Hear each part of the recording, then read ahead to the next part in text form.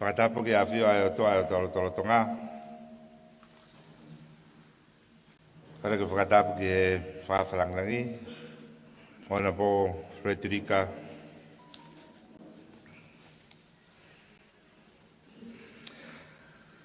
Luva uri wā whatawhehi la paha tuita. Whakatapo ki he Ambassador Masani. Ka maa whawhonga te WHO. Mai Eglista katapo atu ki e hatau whanua ka mā hamtapure. Katapo ki e whewhikau sea wa whanua apai ka mā hataklotu. Katapo atu ki e kautaki ai Pangai Malu'i ka mā ake motor ko tape.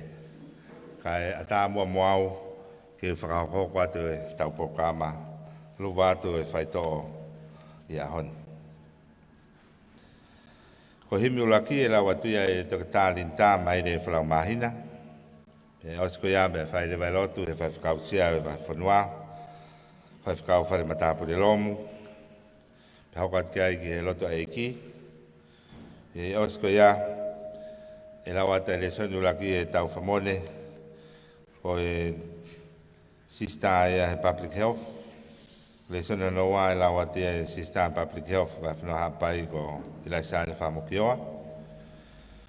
E whaerewa ki popo e whaifkau. E a hokatu ki e hime no ko e lawa te Sista Pure ko mere whare maka. E hiri me mua u whakawa a o kore atu ke tau kamata mua. Malo apitu. Ko whala himi.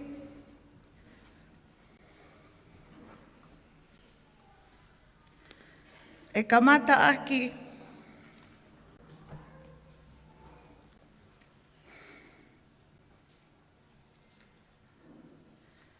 ai o wau mamafa e pongpongini ko hono whange au mātolu o ngā himi whānoa tolu mō kātaki o mea hake ki o lunga. E i kai te umasiva au pe tuku hausia he koe e ki au niu, ko hoku tau hia.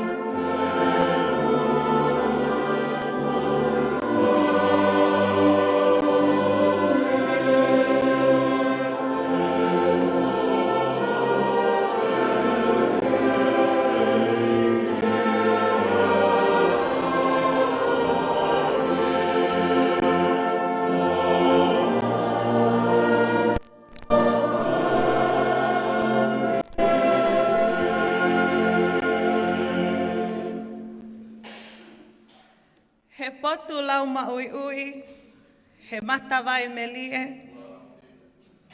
O kune taki mau ki ai, a hoku lau maalie.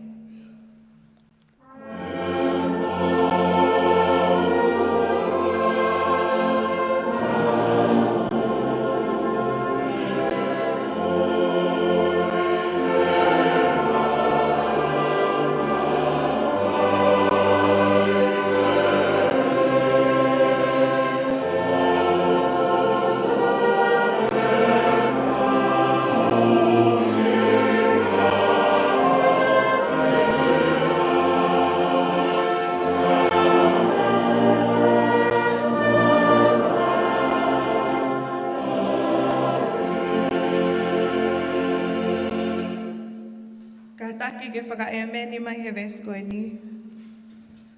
Ko hoku loto he ngofua, o kune wha e kei. Pea ne tata ofi mua, ke whaua ai lelei.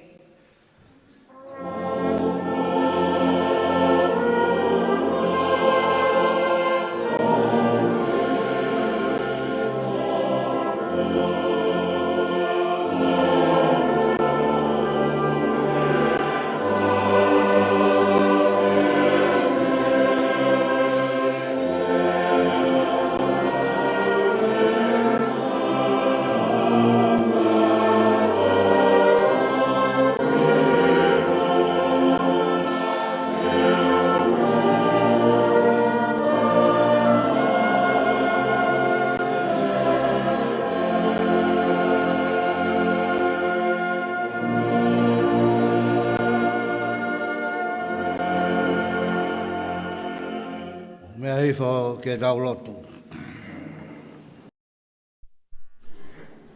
O tua mafi mafi, a Fiona na e tuku atua Tonga. E ula ki whaa, i e tau kupu malu o e a Fiona.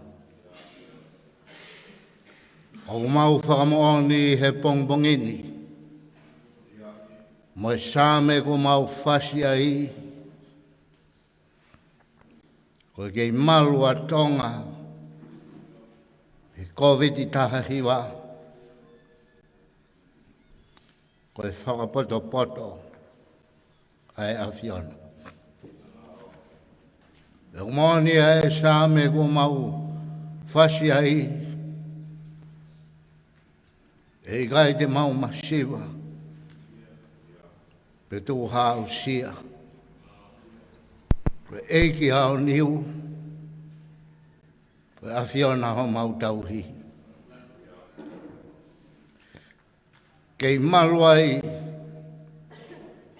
aene a Fio, tu wauano, tahine kuini nanaspau, mo e whare o ha mo e ofo, mo e fui fui lupe, ai whaafe, whakalangi langi, ai aho koeni, Frederica, lupe uluiwa, whatawhehi o laba. Koe mau whakamooni ia ki a Fiona. O kei maru ai whanua, mauna tau whatunga motua. Pea mau kei kuni mau hapai, ai whanua ki hea Fiona. Whawhetai ho kei tātā ofi, ai whaingata ani. Pea tūke a mau tolu e bongbongini. Pea whai hono Luva atu, ai Huhu Malu'i koe ni, o kei toka e merino i Tonga. Lau Maria hau eiki, e kowana, ambastoa siapani, lau maa e whakafofonga, me he WHO, lau maa hau kei whakalau Maria eiki minista, o e Moimoi, pia maui heni hono kotoa, o e ofa e a Fiona. O e mau lotu e o tua, ke whakamama ho kakai, pia ke mau talia e tāpua ki, pia whakaao ngai, mo e loto hou ngai a moani. Hangai au whafonga mai eiki ke polo kalamani, pia ke taki ki mau tolu, pia ke mumua ka mau muimui atu. Sisu klaisi koho alo, ka koho mau whakamoui. Amen.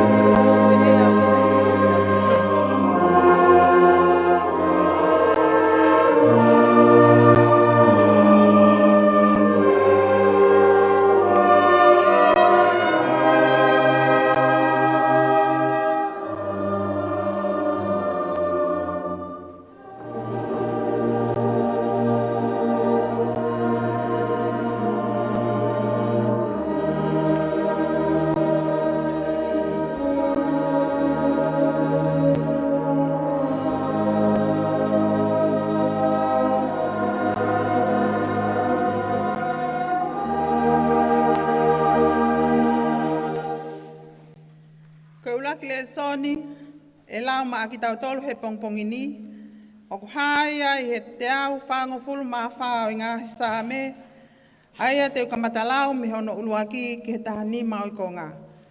Te au taha wha o i ngā hisa me, uluaki ki he tahani mau i ko ngā. Aia au pehe hono whakalea. Malo mo Sihova, ko hoku makatu u, aia oku neako ki he whepaki ai ulu nima o oku. Mo hoku louhi nima ki he tau. Ko hoku whale ngā me si mo eku koloa ia. Ko hoku fu utaua mo hoku hau anga. Ko eku paa mo ia oku whai ki ai eku hufanga. Ai taha oku lomi hoto kakai a kita. Eiki, ko hai ai tangata ke ilo ia. Haha ko i vai ke lau ko ha mea. Ko e mea ki he tangata oku ne tatau moi ahu. Ko hono ngahi aho oku tatau moi ata oku more atu. Ho whei holangina pea ke ha anu hifo si hovae. Ala ki he ngahi mo unga ke nau kohu hake.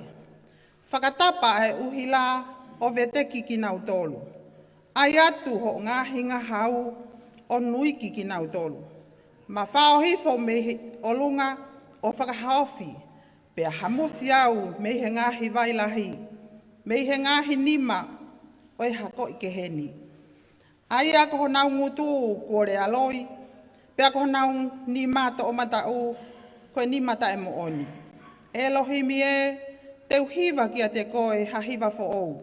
Teu tā ki a te koe i he hele filo tu hongo fulu. Ai awhiona o kune whoaki i kuna ki he ngahi tu i. O kune whakahaofi e ne tāmai o eiko te vita me he hele tā kovi. Whakahaofi au o hamusi me he nima o e hako i ke heni. Aia ko nau ngutu kuore aloi. Pea ko nau to mata u koe nima ta e mooni. Ko si o mau ngahi fohae ke i talavou. Ka oku hange koe ngahi akau kua fu utupu. Ko mau ngahi o fefine e. Ko hange koe ngahi turi ki whale. Mateu hange ki he tempale. Ko mau ngahi whele o ko oku whonue. O whakahu mai ai me akai kotoa. Pe koe mau whangasipi kua tupu ke awhe. E ho mau ngahi api wao. Ko ho mau hou eiki oku mau luta. Oku i ho mau ngahi hala. Monu ia ka koe kakai oku pehe honoanga. Monu ia ka koe kakai oku otua aki a Sihova. Amen. Ko e ua e wholofola ngā ue anga i e pongpongini. O kāia he tohi o e hiva, wahe nima, vesi hono wa. Hikirewa ki hono wahe ono, vesi hono tolu. Aia pehe a hono whakalea. To o ki a te au si oku tuo whewhine, si oku o whaanga, si eku lupe, si eku tae mele. He kohoku ulina oku hausia, pea viku hoku lau, i he tuluta o e pō. Wahe ono, vesi hono tolu. Ko au o hoku o whaanga, pea ko hoku o whaanga oku o oku. Ko hono whaanga manu, ko e potu lileia. Amen. Ko kore ke u whatapiki o toa mafi. Nea whi o tau Tonga. Tapiki e tamatui o tu Tonga. Tamako tu Pōwano. Tapiki e tahine kuini. Pea ke whare o hamo e ofu. Tapu atu e ki whakalanglangi. Honorable Frederica Lupe Uluiva Whatawhehi o la paha, Tuita Filipe. Tapike ek minister o Potunga e Malu'i.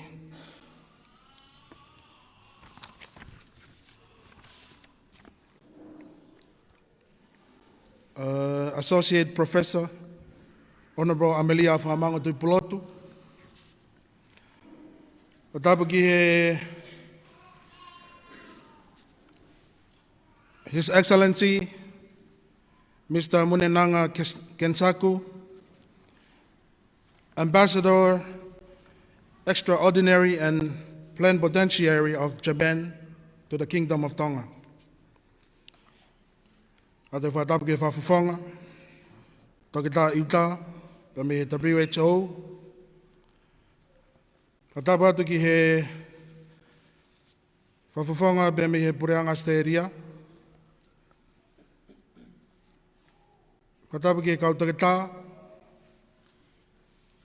me kau official katoa pe me he patunga awe. Eik whawhawhonga pai tātolu, pe mona hoa. Eik whamau, vai whanua pai. Whawhikau sea, whawhikau pure. Palestine steak hapai, hataglot. Kau pure ako. Kau tak patunga awe. Kau pure whawah, kau whisakolo. Tangatai whanua, whiwhinei whanua. Hapai katoa be. Ata mo motua whatangian, ke whakakakata whatangia rea. Oi pongpong koin.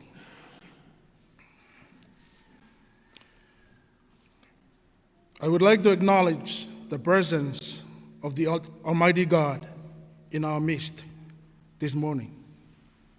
God is good. God is love. His divine guidance has bring us safely together this very day to Hapai, the land of the friendly. Koe kolo ai a Hapai. Uktatonu ke puke he tangatai whanua, ma whewhinei whanua ko toa pe. Koe anga whakakau mea. Tāna ki he poupou whakalau maari e whaifkau sea. Ka pau he kai ke tau ke puke anga whakakau mea a Hapai. He kai ke tau whie kau ke polo kalama Malu'i goeni o Tonga bea mo Hapai. Ko tāpua ki mooku, ke whaia e lea tau tari ka te ngotolu e pongpongeni. Ko uhi ko Luva atu, o Huhu Malu'i, pa ko lave hifa ke tau polo kalama, ko Huhu ene tolu, ko Huhu vaccine, AstraZeneca, pe ko ua, Pneumococcal, pe ko tolu, Rotavirus. Guest of honor, today marks the official launch of the COVID-19 vaccination rollout for the island group of Hapai. And your presence graciously encourages us, the people of Hapai, to take part of this campaign, not only to protect Tonga, but to protect the beautiful Hapai family. Stay COVID-free. Thank you for your love of Hapai. Guest of honor, we appreciate you so much. Please allow me to represent the people of Hapai by thanking the good people of Japan for their generosity in donating these vaccines for our people. It wouldn't be possible for Tonga and Hapai today if it wasn't for the love and support of the good people of Japan.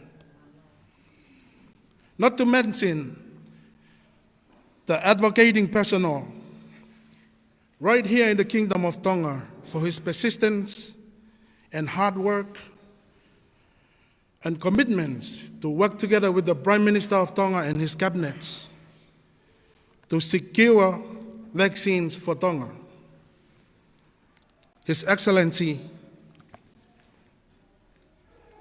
Ambassador Extraordinary, Plenipotentiary of Japan to the Kingdom of Tonga, Mr. Munenanga Kesaku, we appreciate you so much.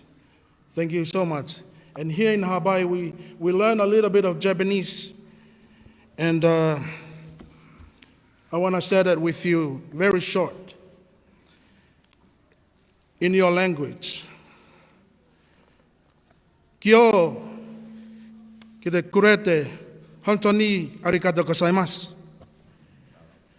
Nihon kara tadaina koshien o itadaki. Makatoni arigatou gozaimasu. O tangaini tatsuke au koto o. Tano si minisisi teimasu. Yoroshiku onegai shimasu. Arigatou gozaimasu.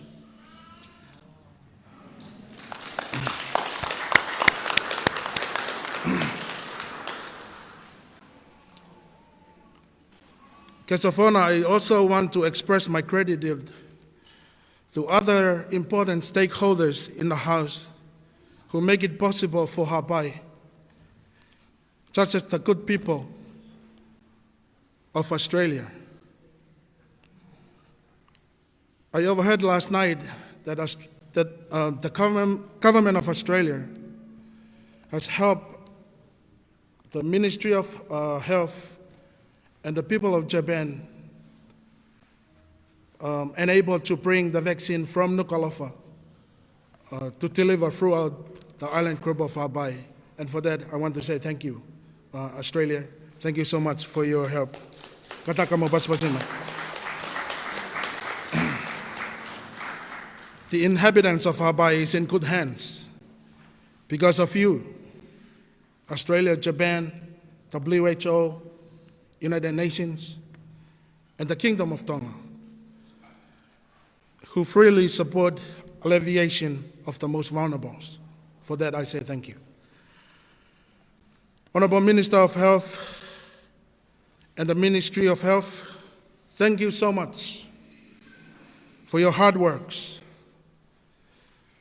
Since day one of the breaking out of COVID-19, you have been doing a magnificent and exceptional job for Tonga. You have put Tonga small dot on the map as a mountain to all the world. Tonga has shined globally and known to all during this pandemic because of your great leadership, Honorable Minister. Ko si I kai ha. Neongo ai foi periode. I atalasa o Mamani ko ni. Ka ko ha fa whanua maunga Tonga. I ngā awe e tau egg minister pe mo ne timi me he potu ngawe mo ui. Ko kolet ke tau paspasi mai. O ku ilo ai Tonga ya honi. I ngai whanua pe wha i he Mamani. O ku kei hao pe mi he mahak whakauha kone o COVID-19. Tau whawheta, ko wia ko tataki o kwhai he o doa mafi, whawhau mai e pare mia Tonga pe mo pureanga, pe mo tau potunga awe mo ui, ko tāpua ki e ma ki tau tolu. Whamalo ki he whewkau sea, ka maa whewkau pure pe mo pure ako, pe mo siasi, ko wia ko whakata, ai holo Maama Mamani, ki whakakakato ai, e tau Luva atu, o Huhu Malu'i i e aha koe ni. Whamalo atu, whakaasi, kia te mo tolu katoa be, tangatai whanua, koe whewhinei whanua o hapai. Malo a pita ho mo poupou mai, kia tau polo kalama koe ni a honi. Ko mo iheni a honi, ke Malu'i a Tonga, pe Malu'i a hapai, pe Malu'i a iho tau ngai whamiri. O kou mau a loto whiawhia, mau a loto mawhana, ke tali lelei ki mo tolu, i he a honi. Ta hene whakawhi whakalanglangi, e koko koe kovana mai whanua hapai, o ku honga kia te aupa mai whanua. Aho mea mai, e ki hoko koe whakawhi whakalanglangi, o e Luva, o e Huhu Malu'i mai whanua hapai. Ko mea heni u whaloto lahi ki mau tolu, ke mau kau mai ki polo kalama koe ni. Pea ko mea i heni, o ku ke whakawhiwhanga i mai, ai whare o haa mohe o fo, pa moe whanua, ki e whanua hapai, o ku i kai ko ha mea si ia. Ka ku honga ka teki mau tolu, aha mea mai, pe koe koto tāpua kia ka teki mau tolu. Kore ke tau paspasi e tahine. Ka te tala monu, tahine whawhalanglangi, pe pehe whoki ki he minister, pe mai potunga ue, Ia whatongia mafa o aha koe ni tawang pia mo eiki, ke ne whaitapukina ki tau tolu.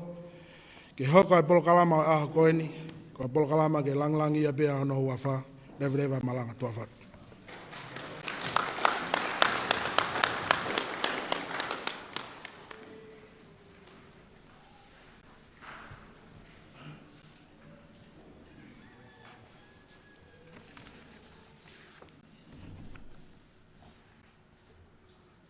Tapa mo e whio toa tau loto ngā.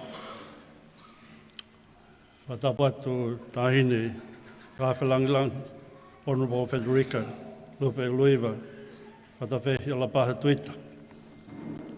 Whatapu atu e ko wanaha pai, rea mi manu Pangai, ngānu. Whatapu atu e ki Minister, Associate Professor Amelia, a whamanga tui polotu.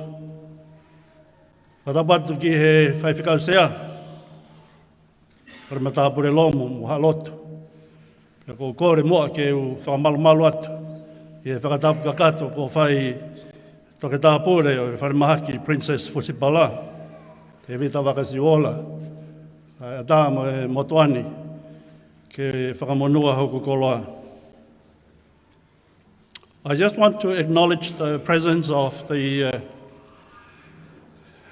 Japanese Ambassador, His Excellency, Munenaga Kensaku. Not only your presence, but the generosity of your government. I also want to acknowledge the presence of the WHO Country Liaison Officer, Dr. Yuta, for your leadership and support for this program and for the Ministry of Health. I'm afraid for you, that's all that you would understand about my remarks for this morning, because my target audience are the mums and dads and the people of Hapai. So I'll be talking in the Hapai language after this. O mahina be ko ka venga ko ke pongpong ini. Yang mahina be ko fu bakalahi e ia. Ai ku to mai me ta fa ki ko e. Ko ta noa ai fonua ia ta noa ko viti pe ia. Ko ta noa fonua ia ko AstraZeneca pe ia. Ka do be ke ki whakahama hatu e. Ko awe i o mo ta fa ki to mata u. E fu whakailonga ko he ta fa ki ko e.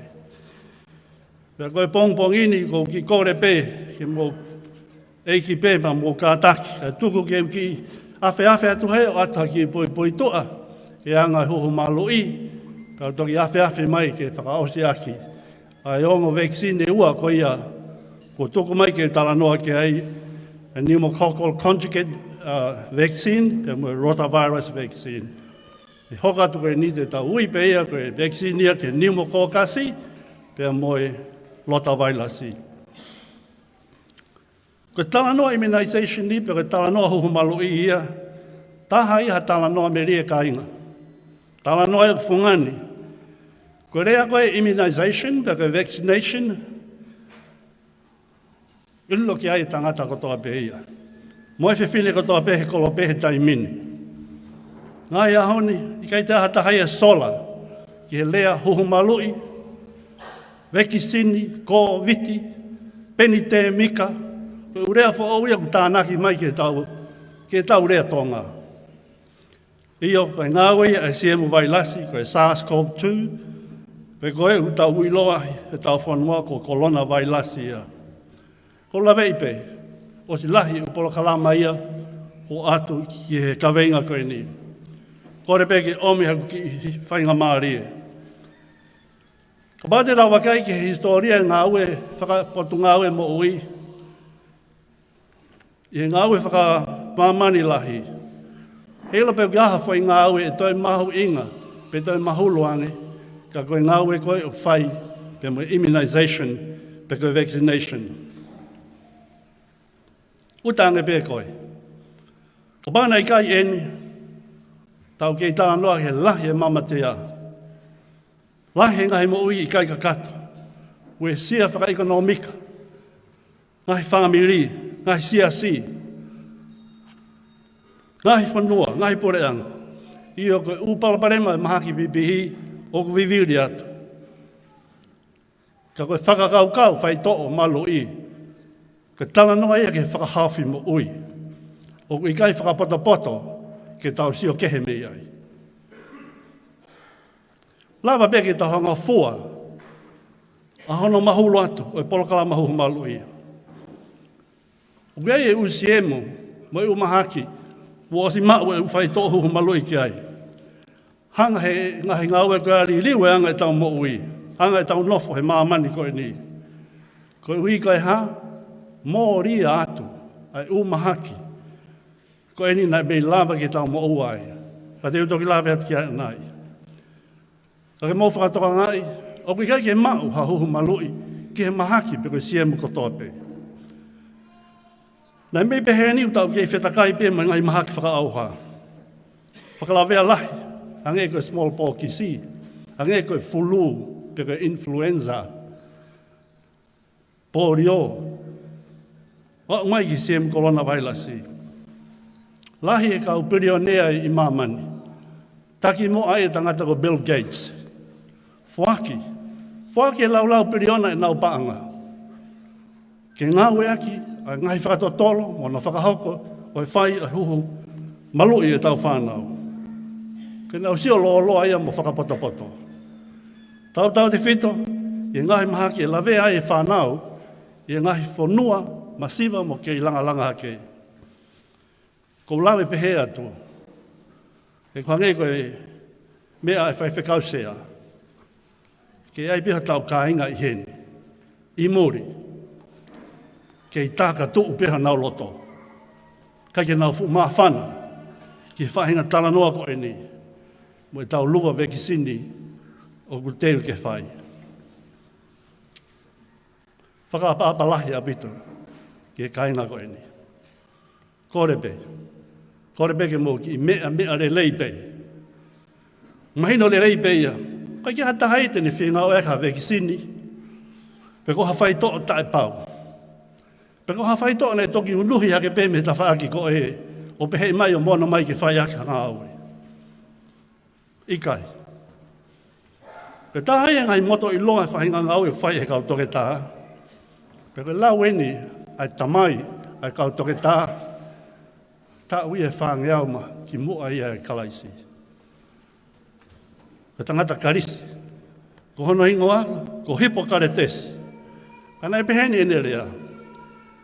Ko hea pehe ho whai to'o ku whai. Kehe. Kehe ke ua nā hoko, hama iai hama umau. Kau toke tā tonga, kau toke tā o Mamani, nau kei fie mui pe. Fie mui pe. I he ako naki fisi moa. Ua whai he helo koe ni, mei tuai.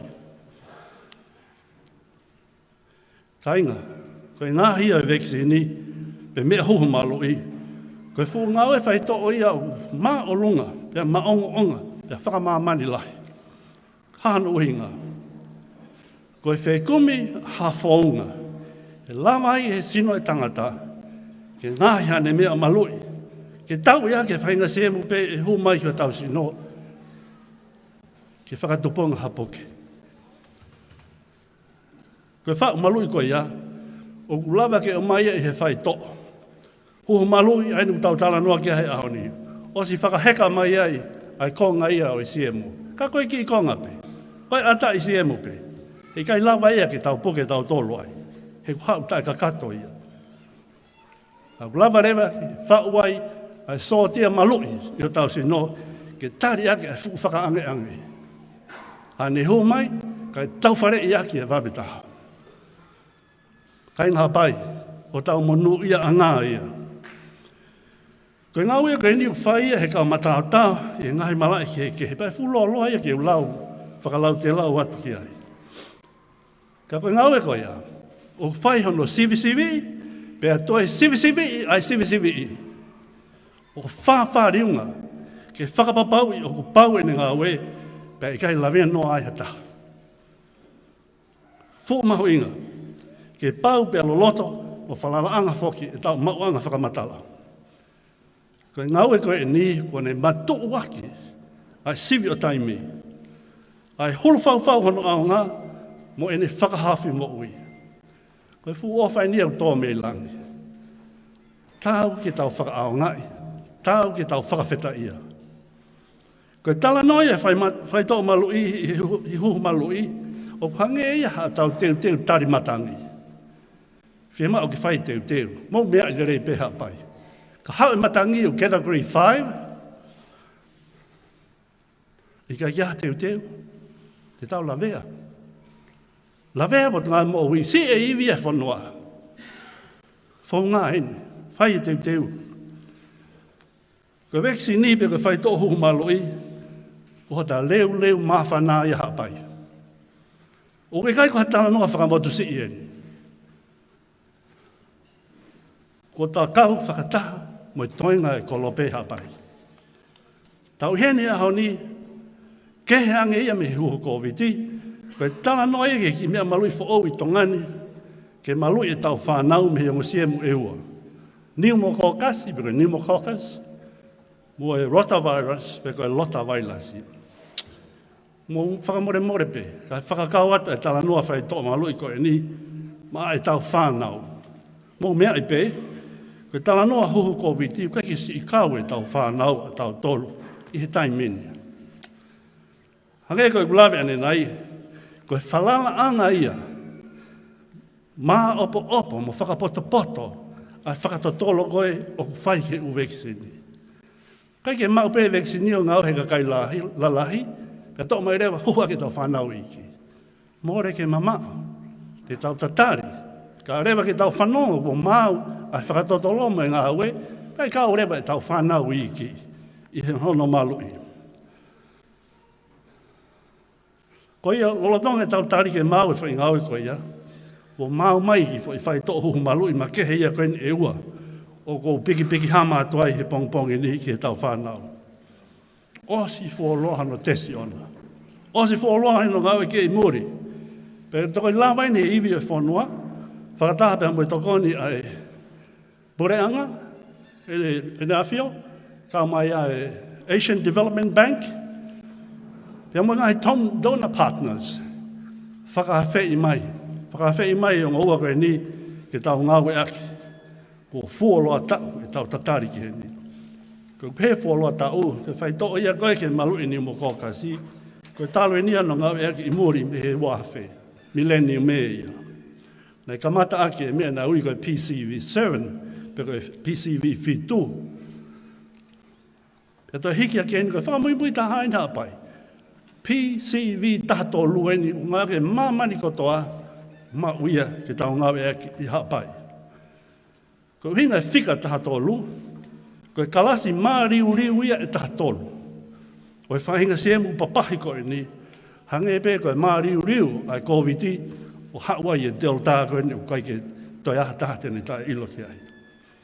Aia koe ngā whaitoa Malu'i koe ni, ko e whaitoa pe ia ki e tau whanga ki pepe. Ko hui koe nau fu tu lawea ngofua. Kei vai, ia mua ko laka e nau mea Malu'i aki nau tolu. Whia whamanatu atu pe, o kurotonga iai pe, a polo kalama Huhu Malu'i ia a whanua, ke mahaki ke sem ke heke heia e hiva, ke tau whanau. Tu pe ke i lawe nou atu pe ki ai. He tokoni heni ki ono whakatoka, ke lelei mo mahino ange e tala noa whai tō Huhu Malu'i, o ngahe aho ni. O anga pe ke whakamanatu whoke, tokalahi aki mō tolu, o māta ngālo atu, ai u mahaki a koe ni te tala noa ki ai. Ko hika ngahi Huhu Malu'i e nia talu mei toai. Tō ngai e tā ki tau, tō whanonga tau tolu, o tō e tala noa ki ai hata. Hangai koe ni. Tā hiwa ni mataha, e kamatai ai Huhu Malu'i, me whata vai pe koe CMTB. Tā hiwa anō wā, nā mō mea peke, whenga huhu na e tala noa wholoa koe huhu lo tolu. Ai koe lo tolu na heka mahi whai huhu e taha, ai tai loa, ngalo afu, mo e kona hamu. He ilo poku iaha taha i wharena, ka mai ngalo e au nau mea mai e kei manatu, ke ngai mahaki ko ia, ko e ngau e le ia ai Huhu Malu'i. Tā hiwa anō hono hiwa, tau kamata ngau e kei nuwai pōri o. Hā hono uhinga, tā hiwa ni mawaluna, tō pōri o, i o tau whanua. Pea mo Mamani lahi. Toko lahi ko nau si pe kia. Ka mau mea, o se nia tau e whango wholu. E ke toi siha toke tā ia, i mahaki koe ni koe pōrio. Ko ilo pea uienga i mamatea uien i koe pōrio, ka nang kai ki whakatupunga i he semu polio virus. Tahiwa walu taha, huhu mi se reia. Ka ueni mahaki pipihi moone. Tahiwa walu, hepatitis B, pe koe ate popula. I loa he toko lahi, koe puke he enge ngā. Wawhi maua, hu mai rewa huhu mi se rei, whakaheka mai e mui mi se rei koe siamane, pe koe lupela. Pe koe taha, wawhi mani ma, nei hawai ai semu ai huhu ki he bacteria ia koe semu koe Haemophilus influenza type B, ma ui whanau pe koe hepe. Tā ui e taha ono koe hireange. Ni ai ki he ahoni, hala ke toi hu mai, ha fo i vaccine fo o. Wa noa wa taha eni, hu mai e pneumococcal me Rotavirus, na au whakataha mai pe mo AstraZeneca. Mo mea mai pe ki historia, peka ha mea fo o a huhu Malu'i ia. Hei kai ama ke tuku, malo e tau hao mai. Whia mau ke pehe no Malu'i, mo whakahawhi e tau whanau. Pea hoko atu ke ngai tau tangata ka hoko mai. Ko ki tau tolu, poto ngau e mo ui, mo e kau tau hi whanau, mo e whonua kotoa, ko tau whatongia eni ke whakahoko. Mo mea beke tahiwa taha walu. Tahia tala noa whakaofa ko lau e historia o Tonga. Ai mahaki whakaoha koe koe flu na e tō. Na kei ke aha whai tō Malu'i hei aha koe ia tainga. Mate ai toko 5 miliona i Mamani. E kei whakamāpaupa COVID-19 e whiha tene tawhi i. Ka koe fu whetukutuku koe ia. Mei Novema o tahiwa taha walu ki Sanuari e tahiwa taha iwa. Whakafuafua na ne awea e tō taha wheni mangi au ho tau whanua. Ka koe ki ka kai tō si i pehe aho koe ia. Ka pau te tau ngau ea ke population o e aho ni, koe fuka kai ia e toko ono awhi. E mei more e nao mo ui. Sio ke tahiwa ni mawaluna, ta lagi ane nai, whakangalo atu i Mamani. Whakangalo atu i Mamani ko hiko e ha, koe ngau e huhu Malu'i. Toi be ongo whanua e ua, i Mamani o kukei asia e pōrio. Hono toi, pūri kotoa. Pea e pūri, ia e aho, kai ke e wapeni mai pe. E alo e pōrio o kalasi whakataha mo i spolpo ki si, o i kai ke toi siuha taha e ki ai. O mea i pe ua noa tahiwa. Tō e mi se rei Nuzila, lawe ai a Samoa, lawe ai a Tonga. Nā tau ofa ke tau whanunua hakau ngā abi, e nā nau si lawe a lahi. Ko ki tau tolu, ne lawe si pe, i kai kia ha mate, pe tō si pe me kau tā kote whare mahaki. Ko e lele ia, ai tōnga huhu Malu'i, ai whanua. Mo mea rewa ke wanoa wa taha, osi ene seni tūri. Toi asi mai ene ai peni te mika honoa. Hake ka ulawe ane nai, ka haho na kehe. Hala taha waluia me huhu Malu'i. Ko eni ia, kainga, o kuia e huhu Malu'i. Pea ko hake koe mea ta eiki whai whakau sea, ko he haka i kai ke ta whaka ao ngā iai.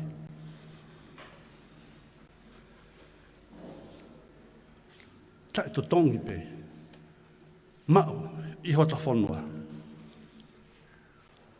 Ko huhu Malu'i koe ni whao e ua mai tau whanau, ki tau whakaonga i mua. I lawe no peke ki naua. Ko Pneumococcal si, hange pe koe au asi atu he whakatanga koe me i mua. Ko e whahinga si e mu, whakamamahi au pita. Ko ni hanga ia whakatupunga e maha koe pneumonia, ko tau hoha ko tau peke ai. Ko e tau ngai whare maha ki, ko toko lahi tahi o maha ki whelawe i me halanga mana wa, o nau tākota tau ngai whare maha ki, ko whakatupunga e pneumonia. Lahi tahi o pneumonia ko ia, ko whakatupunga e semu koe ni, ko pneumococcus. Ia rewa e taime taha, o ni hanga au e sia tau te ringa. Palangia na whai beo pā, pea au, hufanga he whakatapu. Pea lawa ke mōre eisi nau whanongo. Nau tangutu pe kalasi, kaki nau whanongo nau toki, whaino hino e whai ako. Kia rewa maha ke tā koe sepitisi mia. O whakamore more pe, ko wate tau rea tonga ene whāko tāna ke ake ke me atu moia. Koe sepitisi mia koe aruia ai si e mua oho fia halanga toto, pe ho lafa halanga toto, ia kaiki tole lava e whawhanga u toinga o kani koha tau sino. Whakatu tā maki au pita, ka kaiki ilo wawe, angana whai to le reihi taimi wawe, e hei kua more ai. Koe whai rea mofi u toi ko asi o lunga, lea ia u tau ilo ki ai, whaka e nofo talu me i tuai. Mofi u tō, ka inga ka pau tike ke mea i, koe palangia ia kofu koe u tō ki aiki mire mila e tolu nau kofu i pia ka pala ai mire mila e lava ki palangia mga tau u tō. U whanga he whakatapu. Kai ki ata hai e loto ki hoko ia. He koe ni hoko koe palangia u tō, hoko le vai e mamatea, ata mai tuai, maha ki hamu, tūri, kui, koe ngā ue ia e whainga siemu pehene. Huhu ia koe ni, o whai pe i he whanau i ki. Aia koe wike ono pe e pepe, tai mea wau i ki hongo fulu, pia mo wike tā wha, pe te tau hoko atuai. Lama hene ke whakahawhi e tau whanau me iu, o mahaki whakarilifu koe ni. Lota vai la si pe koe Rotavirus, koe mahaki whakalere e tau whanau i ki. Koe whika ua ni ki he pneumonia, i he lahi tahe tā koto he tau ngāi whare mahaki. Pia taki mua e lota vai la si, e whainga siemo ne whakatuponga. Ai poke whangi whanau he whakalere, maha e vai wheto aki me maasima hanau sino, lawa ngofua ke more ai sinau mo oi. O kui kai ke mao ha whai to oia ke tamate i aki a siemo vai lasiko e nei. Ko hono, ke ta toka ngā, ai whanua ke whakao ngā i mua, ai whai to o Malu'i ko e nei. Ko e nei a kui kai koe huhu, kai ki vai pe ia winu. Hange pe koe inu vai pōri o. Pa kintu oua pe, inu pe he wiki ona pepe, e to inu he wiki hongo wholoa. Ko ia kainga hapai, whakaamu pe ke tau tari lelea e ngo whai tō Malu'i who koe ni. Ka lava ia, koe ka kato ia e siemu e tahataha, o une whakatuponga e umahaki la lahi tongani, lava ke whakahawhi, a ka hau e whanua me ai. Koe Malu'i lahi enma e whanau o Tonga. A tā rewa tau taimi o tau tolu, moha tau ngai whare maha ki, ke toka ngai atu, e mea kehe, nā tau toka ngai ki ai. Whakaosi. Mau inga koe kore atu ke kau tau whanau, tauhi o mō kāti Huhu Malu'i. Whakamena mō hau moia he ahoni, ke hanga he nesi o hiki ai, a re kōti o mō uhu. Hau bambuia moia i o taim talatala. Koe whakaamu, ke tau tāke te ki hapai, ke pesete hive hiva e tau whanau. Pesete hive hiva. Ko ka kato hanau Huhu Malu'i, te eki ka kakato hanau taua. E hanga behe o kaunesi o whakahoko atu, e au ki moha taua, o pesete hive hiva, o tau whanau hapai hanau Malu'i. O kui kai ke fo e tā ketia koe ake he fo i one. Pea koe mau tuia mau tolu, mau whala la te tau ikuna noa pe. I he tau ngau e whakata, si kau tau i whanau, mo kaunesi Huhu Malu'i, whai mate aki e patu ngau mo oi. Ai taki mai ai a afu tei. Pea mo ene te mi, i e kau mai ai eiki. Tua a whatu.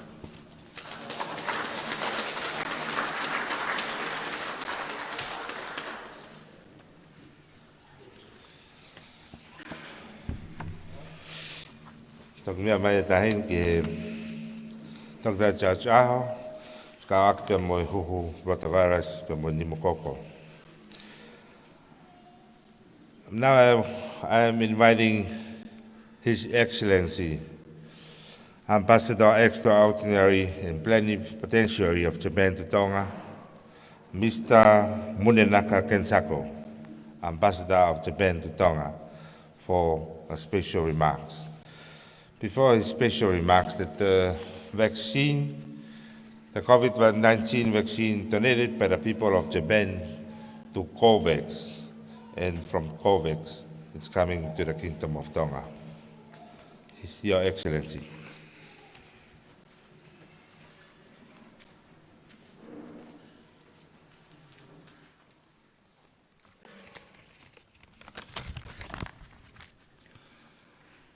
Whakatapa atu ki he, whakaawe, whakarangirangi, eiki whiredori karupe, uruiwa whatawhewi, ora paha toita. Whakatapa ki he eiki, Minister Moimoi a Tonga, toketa Ameria toi proto. whakatapu ki he, ho eki no pere o e whonua. Whakatapu ki he kōbana, ha pai mo e kotoa, o e kangaue, whakapreanga, o tau kau whakataha he ahoni. Whakatapu ki ha takiroto. Whakatapu ki a te kimoto kotoa pe, o tau ro nuku he whareni he ahoni.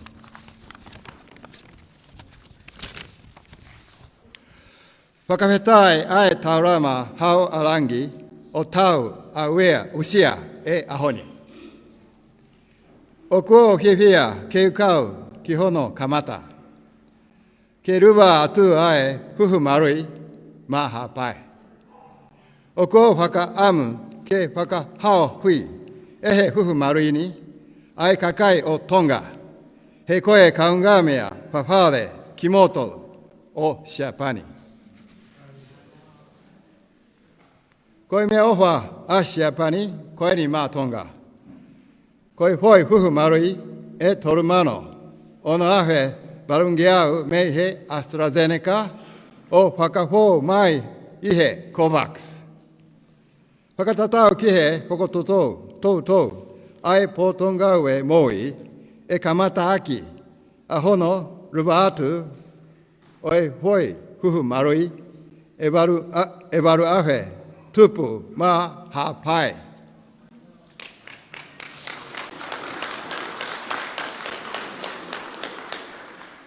O ko whiawhia o pito ke ukau atu ki hono Malu'i o hapai. Neongo ke hao pē ho tau ponua. Me he COVID ka oku pau ange pē ke Huhu Malu'i ai tau taha waru ki orunga he wabe taha. O kua tui e hoko atu ai pē ai to hani dere oe Huhu Malu'i e he potongaue moi. Oku whakaroroma ai ririu e COVID taha hiwa. Ho tau Mamani. Ka kua paupe ke tau moi whakataha moia. Koe kuonga oe moe korona kuo kamata. Neongo pete tau sa ia ai pe i kai. Ka kuo oshi i he ngahi honua muri i tō ai tongani. Pē bāwe, pē tō ai. Ka kuo pāu ke tau mo uihe Mamani moe korona. Ko ia ai, koe Huhu Malu'i, ai taha oe paunga pāu ke Malu'i ki tō meihe COVID taha hiwa. Pia lava ai ke matatali, ai ngahi hoko toa ok mahora, whakamāmani rahi. Te ao hoanga toku aki eku whakahā aek honga ia. Ke preanga Tonga kae tau tefto, ke potongaue moi, moi kaungaue otomoa. Ihe hoko atoa e ngaue rahi, ke tau hiho tau honua. Ke maru mei he COVID, ake a hono to hāni rerei oe Huhu Malu'i. Aho tau kakai. Malo opto.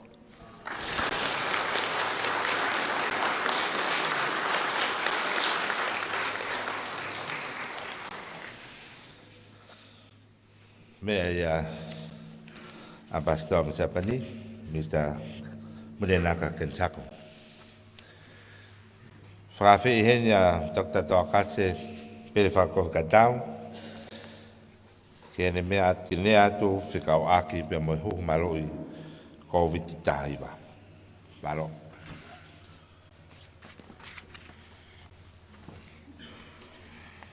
Whatapu ke awhia o tuaha tau lotonga.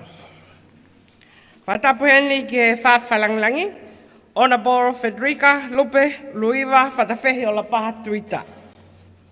Whakaukole moa ke huwhanga, he whakatapu kakata kotoa pē, ko whai e Dr. Pule, o e whaiwhanua hapai, Chief Medical Officer, Dr. David Vaxiwola.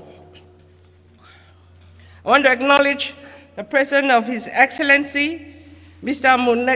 Muneka Kensaku, and also the WHO Liaison Officer, Dr. Satoyo. I'm so grateful that the Governor of Hawaii has addressed you, Your Majesty, Your Excellency, in Japanese.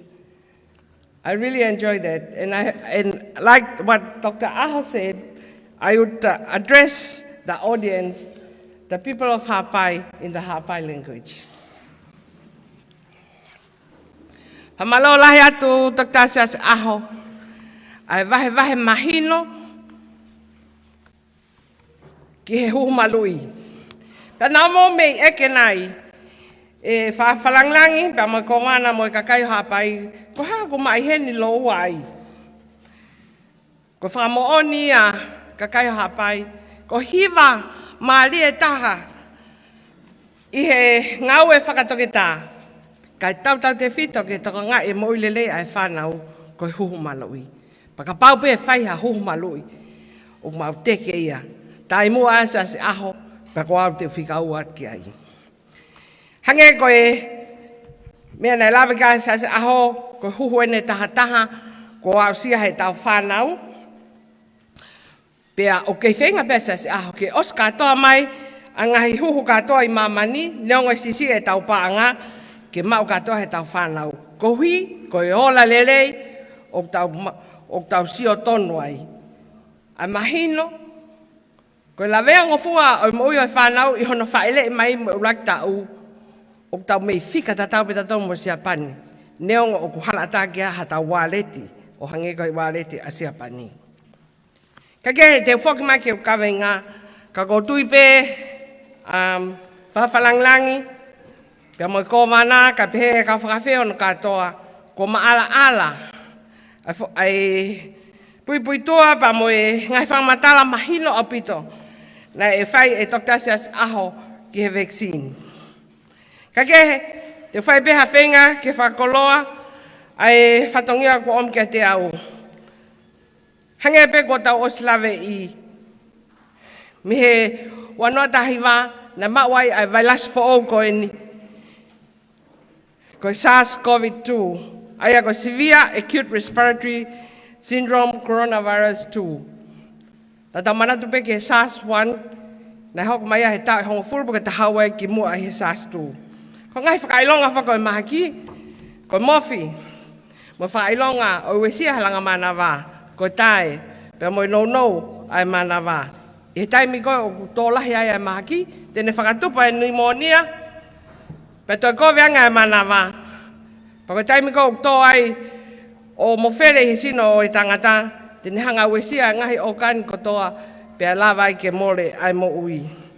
E au tataha maasi wanoa na mahino na hanga I WHO o tala ki Mamani ko toa e pandemic ko ni ko na whamo oni ko ai am haki.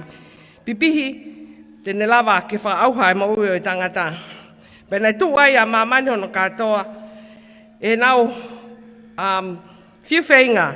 Peko haa mea hoko he ko mahino ko alupeki o lunga ai mo fere ai mahaki pe mo lahi ai mate.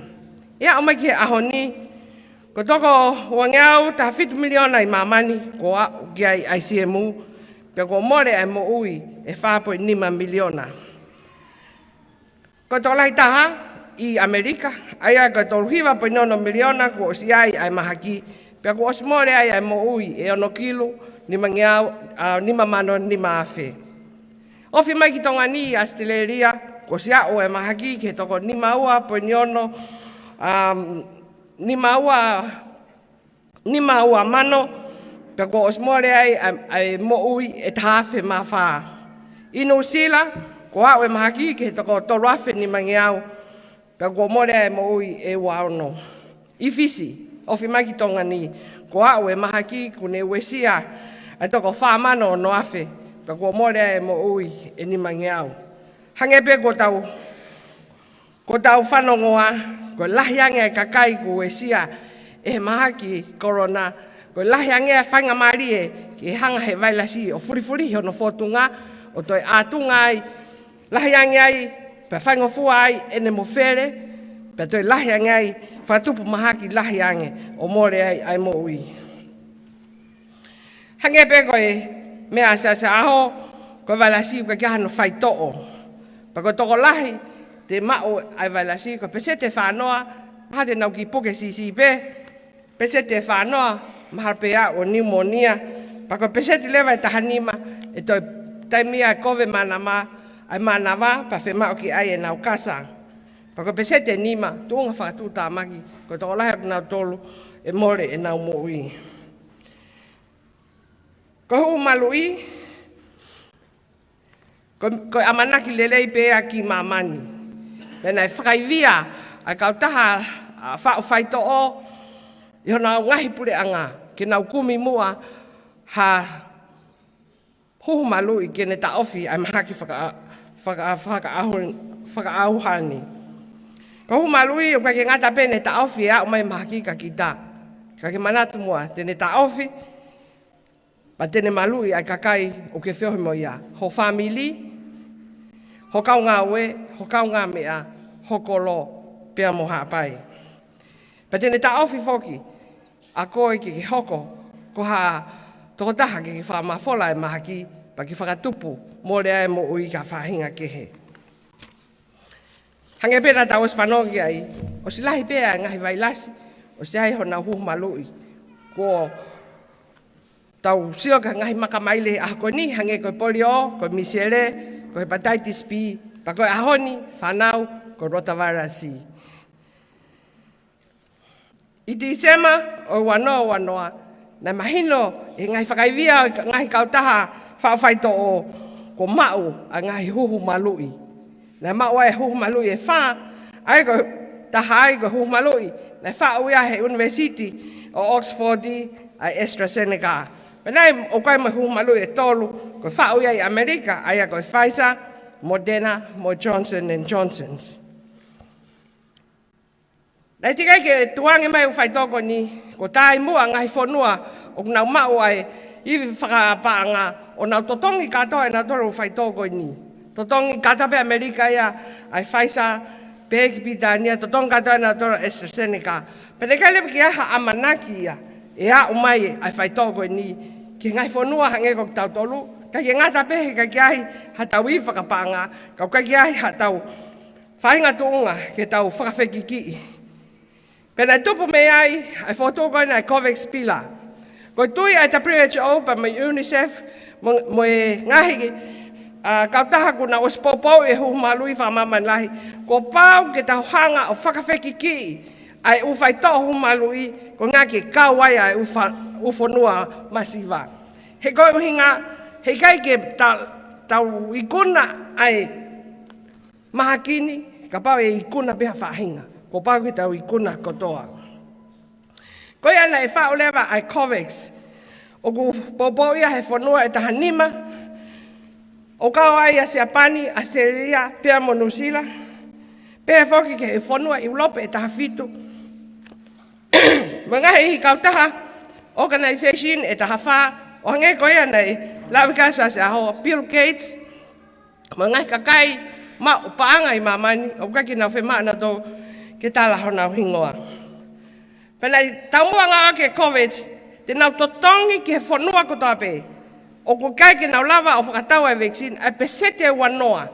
Ko ngā, ke Malu'i aki, ai kau ngaue, i he por ngai mo ui, he ko nau tolu, te nau tonga e ai kakai ko nau puke. Pea moi kakai o kulavea ngofua, ai enai mahino ia ko kau tole ke reka, pea moi kakai ko nau whakautua e ngai mātauhi. Pako tau mua ngā ue ai COVAX, ke ange whauraki aho i te au e wanoa wa taha, ke nau ngā ue ke au e nau tau mua, ki tuwha e pesete wanoa. Ta tau ai pepe koe hae tō lahi e whanua, ka koe nau pesete wanoa oi tohi kakai e whanua ko ia. Tene lawa ai ke Malu'i, ai kau ngā ue, i he pot ngai mo ui, pa pehe whoki ke kakai o klavea ngofua. Pa he aho hono te au, aho whaka osi a koe, o tuwhai whai tōko ni. Nei kai ke mau amanaki, he mau whakakaukau hange ko mea kowana, ko whai pili o tene o kai ke whiu kumi a ihe mape.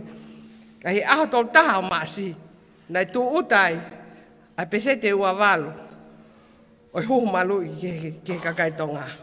Pia whakahoko ai, taine whalangnangi ko mea i pehe tuna, a hono launch o i ulaki whaitoa he aho taha nima o e pelele i Tonga. Pia kamata mea i Huhu Malu'i.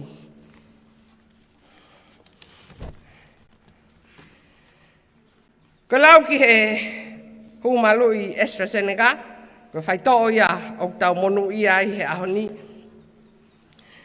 Ko e konga pea e wailasi, o hange ko e mea nei o si lawika sa se aho une whakatupu ai so tia Malu'i ho tau sino ka hoko mai lewa ai mahaki COVID ahiwa te tau lava peo Malu'i.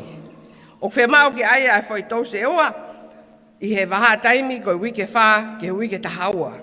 Pea ko o si whiri a Tonga te tau huhu uruaki, pea o se wike hongo fulu, pea tau huhu hono ua. Hange pe ko whainga Huhu Malu'i, maha ini pikia ngai whaeon katoa, o kwai pe hono ngahi nunua. Ka koe mea koe kulahi taha, e lava pe ke langa ho ulu, pe te whakamosia, pe whelangaki, pe iai haki mofi.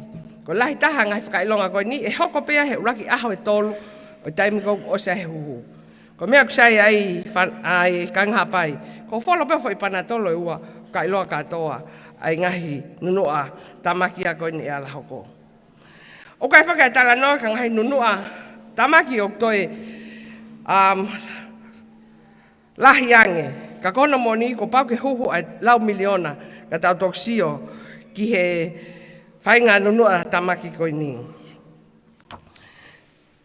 Ko iwi Malu'i o mahui AstraZeneca i he osi koe ai uraki huhu ko pesete ono nima.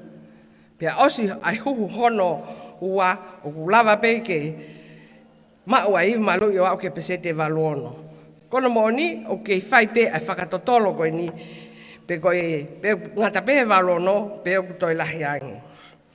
Pea au fia mau ke wike e tolu ke wha ke lava lelei ai ngawe ai Huhu Malu'i koe ni ki o tau sino. Koe hange pe ko tau whanonga ki ai ko asi mai, po toi to lahi mai ai tō mahakini i ngai whanoi Mamani ko hinga koe Delta. Pa ko whatotolo koe ko au kia he taimini o ngau lelei pe ai AstraZeneca ki he Delta. Ko hamea ko au kia Tonga i ahoni. Hangi ko mea ko wana. Ko whanua taha pe Tonga he whanua e whape nima i Mamani o te kia au kia e COVID-19. E he mau lele mai ki whakao mai a ngaweni, na mau ngawe aki, ai tohi kakai o kwhai he pot ngai Moimoi, tatau te whito ke ta whaaki koe no kwhai koe e saane pa mo kau nes aftei, mo kau nes koe he waki tua. Pa koe e tau tawalo whai ki o lunga, o kai e toko ono mana to luafe, te au wongofulu ma walu, o whe mau ke Huhu Malu'i, i he Huhu Malu'i koe ko maka tau whonua. Ko tau taha waloa whai ka olunga, o hange koe mea ai whawhawhonga me he pureanga siapani. Ko amaki ahoni ko o se huhu ai toko whamano ta hawhi. Aia ko peseti ai ono nima o e tāketi. Aki ai whoi tausi ulaki, pa ko o se hoani ai toko uamano waluafe, aia ko peseti ai whātolu. Ko ngahi ola tamaki nau lawe ki ai, I he huhu koene ono mano tupu ko osi huhu aki ai kakai o e whonua. Ko toko wangau fitu pe, ko peset pe e poini ono. O ku nei ai e nau ki ongoi ai ngahi nunua tamaki e ala hoko. Me he tausi ulu aki, pa ko e toko tau nima pea me he tausi ua. E whamamani lahi, ko mo os mea ipe, ko lahi taha oi mate, ko mate ai whahinga o tiake na Huhu Malu'i, po ki nau tolu, ko nau mao pe ai Huhu Malu'i e taha.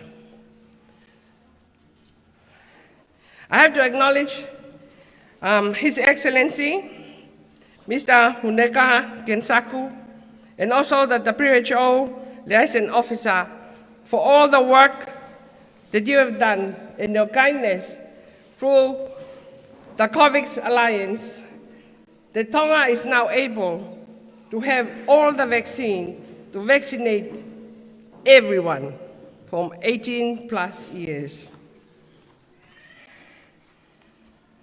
Taina whakawhalangi, ko tuipe, hange ko mea ko wana, pa mo pule o whare maha ki Princess Fuspala, ma fia I ho o mea mai, ke Luva e whai tō ko niki hapai. He ko uhinga, ko toko lahi taha, ai kāinga I hapai ni ke Huhu, ko tofi aia. Pa ko ho mea mai, ko whaingofua e maho ngā wea mato. Hapai, e ahone utau hen ke Luva atu, ai whai tō o COVID-19, vaccine AstraZeneca, ke au ke tō taha ko tōpe. Ko kore a sase aho, ki tau tō ngai a historia o Huhu Malu'i tōngani, ko pesete hive hiva. Ko Tonga, unau kei whenga haki. Ko vavau, ko ewa maharo pesete fitwalu. Ko vavau, o tala mai e vavau unau pesete hiva taha ka kou. Ko una wha lau whalere whika maharo pe walu fitu pe. Hapai, ko kore o e ahoni ke tau pesete e hive hiva.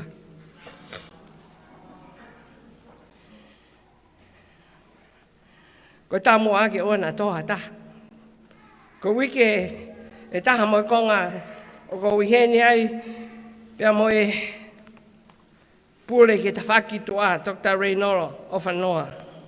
Ko tā mua ke oa mua na mawhoka tu tikai a hataha i hapaini. Malo mo ai ofa ngai whanua muri, ai COVAX, ai WHO, ai UNICEF, a Australia, pia mo sia pani. Ko tau mao e tatola e whaitoa, whe mao ho tau whanua. Oa mua te tau mau e whainga marie, ka tau ngawe aonga aki, ke tau teke hapai, pe tau teke, ai Huhu Malu'i. O hange ko kore a kowana, pia mo e whaiwhikau sea. Ke tau toka ngai, ki tau tolu, tau toka ngai ho tau family, tau toka ngai e tau kau ngawe, tau toka ngai ho tau kolo, pe tau toka ngai e hapai.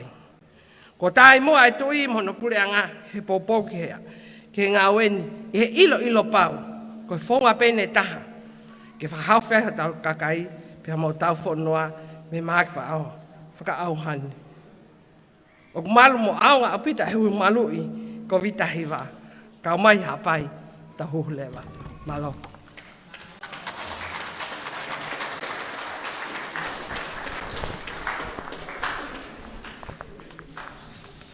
Malo apita tō kasepere whakawhakatau. Kore mua ki whainga maria ko ni ke whahoka e launch vaccine. Ai koe Polga mai a hoa ni, pia mei he holo Maama o Mamani, pia mei he kolisi tāng whao mo pilo revu, pia mei he whanga whariki pako, pia mo e whainoneo ne pia mei hapai veu. I hono luva tuko ia ai vaccine AstraZeneca, e he ambassador siapani ki Tonga ni, His Excellency Munenanga Kensaku, ki he tahine whawhalanglangi. E ki whetwika lupe o Luva whatawhehi o la paha tuita. Ai koe lava kakatoa e whatongia ko ia. Pea mono kosi ko ia ripine. Pea whakatawange uta o whlongwak le reipe. Ka inga koe pea mei he od murina e tau live stream e Tonga broadcasting. Pe whakateke motolo kau whataha mai he radio Tonga alua ki mewa. Ai au ku whao pene ai vaccine di he hangihaki i pōri. Ai au malawa ke tauhia e whai to'o, ake ai moko. Ai au iai pe fo i tōnga moko ko tauhia e vaccine. Toha ke ai ki whauhina koni ki whauhina sisi pe. O si whao pe ki whau i loto puha. whare ari e ki whawhalanglangi i he lihi koia e matanga. Tahane me awha e poreanga siapani whawhau mai kau taha koia Govex.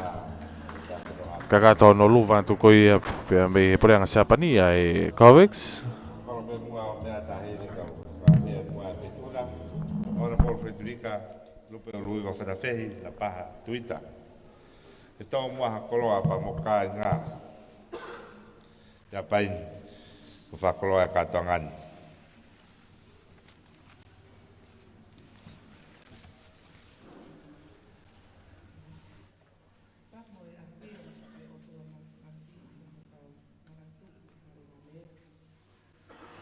Tap mo tupo wono mo kuina nas pau.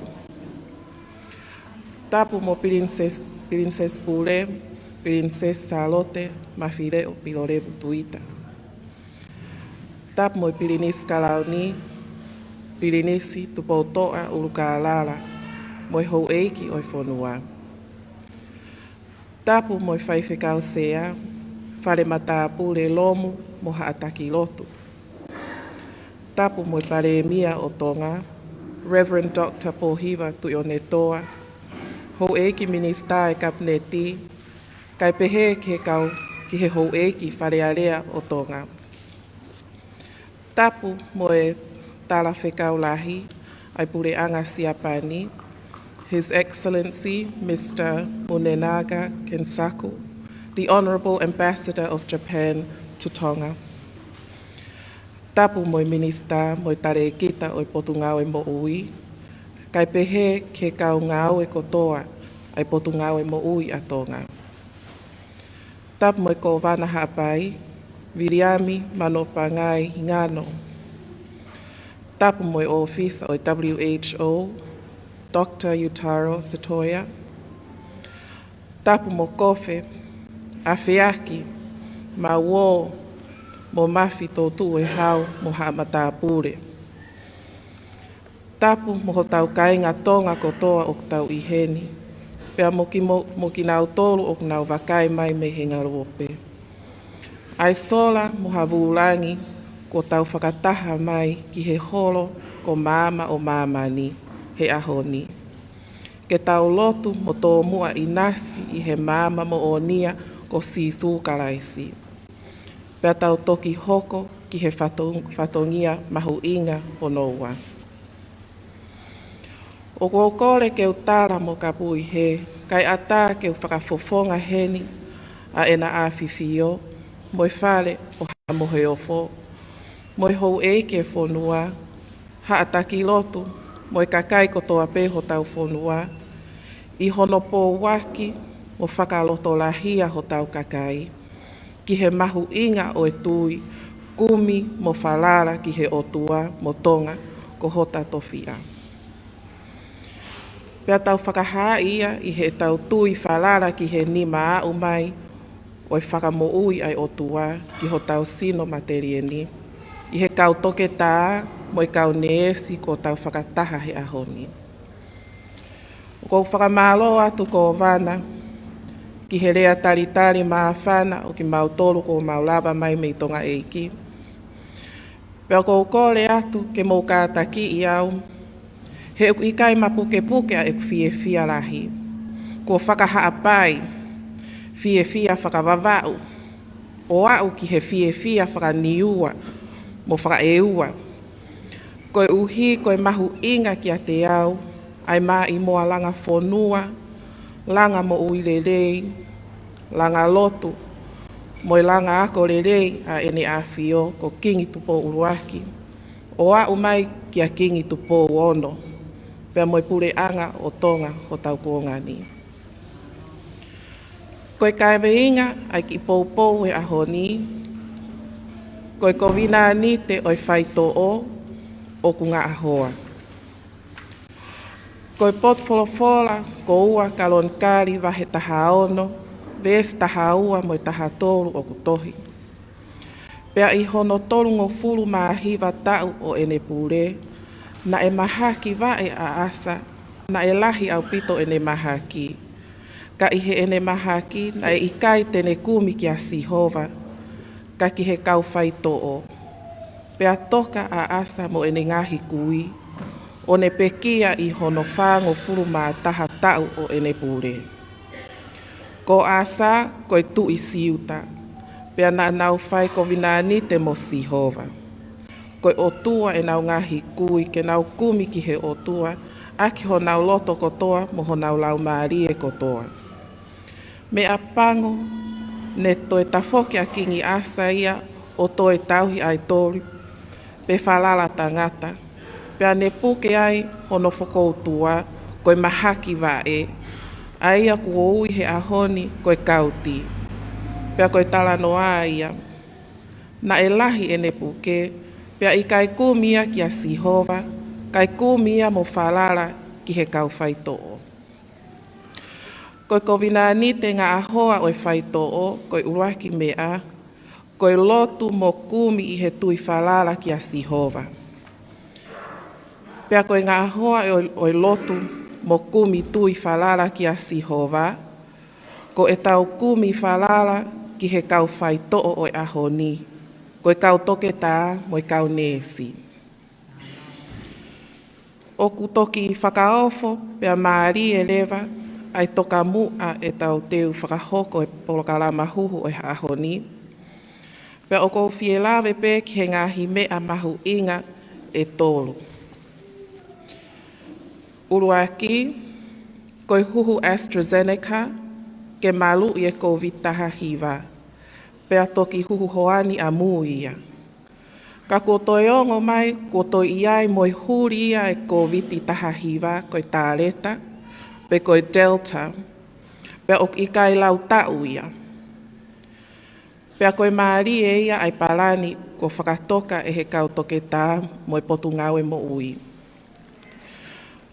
Ua, koe Malu'i ai longa i whanau kei tau ua, mo e kau tau ono nima ki olunga, me he whahinga siemu mo ui pe koe bacteria, o ku malawa kene ohofia ai whanongo ai whanau mo e mātua, o iku ki he pneumonia. Tolu, koe Malu'i ai whanau me he Rotavirus, pe koe Rotavirus, aia koe Luva eni mo e whakarere u whangatu. O ku wha ohofia ai si e tau whanau i iki. Pea kua mō whanongo kotoa ki ai ki he ngahi rea make he whakawhaito o ko eni ko tau inasta e totongi ai he ahoni. Koe whehu i lewa, koe haa tau tolu lewa haa pai veu, e whakahoko he taimini. Tau lotua ke tau mau ha loto mo halau maari e tariangi ki he kakai ko teu i e he eiki, ke waka ai tokoni whakawhaito o. Koe kau toke tā mo i kau neesi ai potu ngau e mo ui. Si o kainga, i longa hatu i Isleri na e whalala ki a Sihova. Pea talamai e he wholofola na i kuna pea monu ia mo lai pe kakai Isleria. Tau whakawheta i ko oska mata e huhu coronavirus i he kau toke tā mo i kau neesi. Pea hoko ki he ne awhio mo hono whare, mo tonga eiki, ke nau tāsi pinga. Koe whonua tauhi ko vinanite a Tonga, o kāwai ai ko vinanite ngā ahoa o e whaito'o. Koe tō mu a lotu whalala ki a Sihova, pea tau hoko lewa o whalala ki he potu ngau e mo ui. I he wholofola a Sisu, ia mātiu wa he hiva vesta haua. Koe tangata whaito'o o i kai maai mālohi, kai maai mahaki. Neongo e toki whakahoko e Dr. Leinolo o whanoa e taurea whakamālo. Ka o kou whakamālo lahi atu whai whekau whare matāpu le lomu, e tataki whakalau maari e ho tau aho. Pea ki a Dr. Siaus aho, ho kei mauiwi, mamahi i whonua whakalangi, ke tu whakataha mo i kau toke tā, mo i kau nesi, hono turia e kihererei taha, ma ene awhio, ke kei tu pōlema mo hono kakai, lolotonga ai taimi whaingata ani.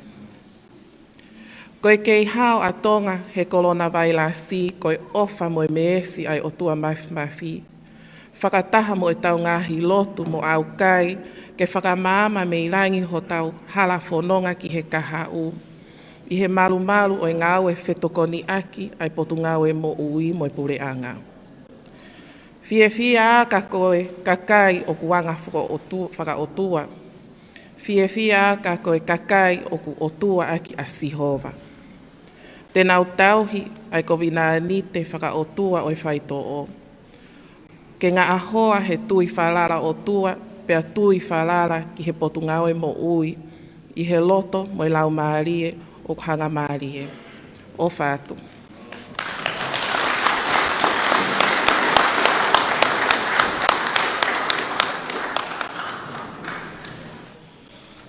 Whawhitai ma koloa.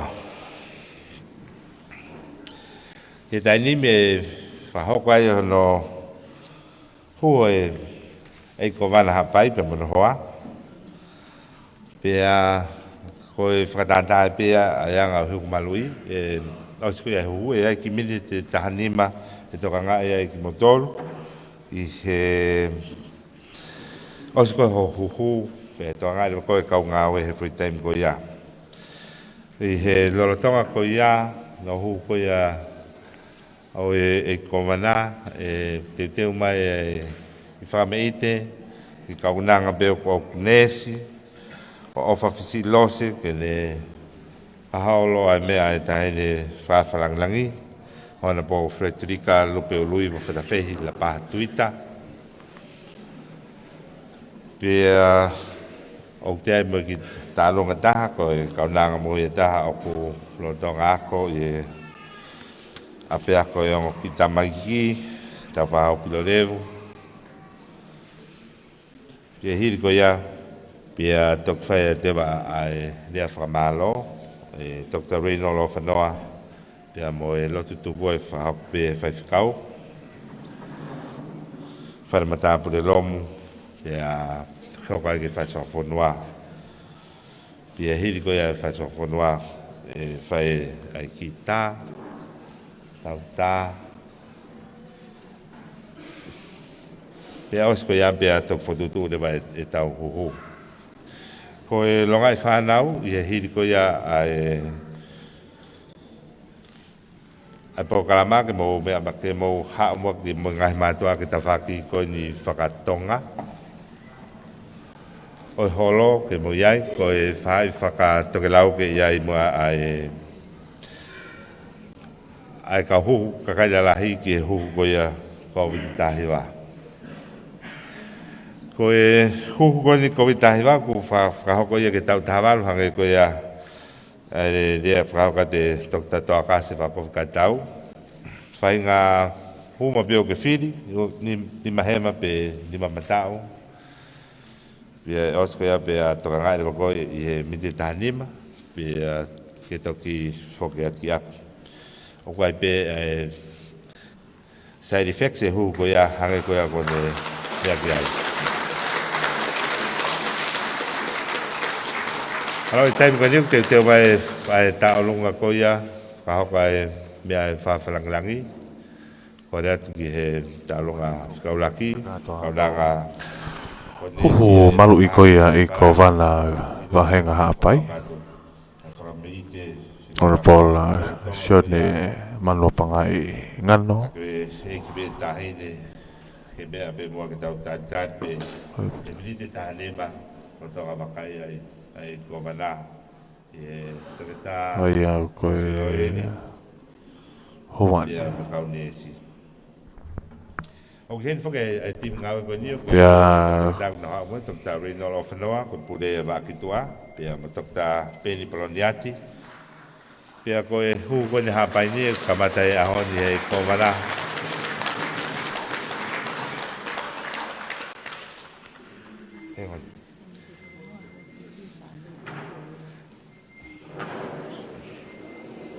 Miriami mano Pangai whakao siula hingano. Ko e ospe ko ia e whakahoko rewa e Huhu a ki mo tolku tapea kumo iheni.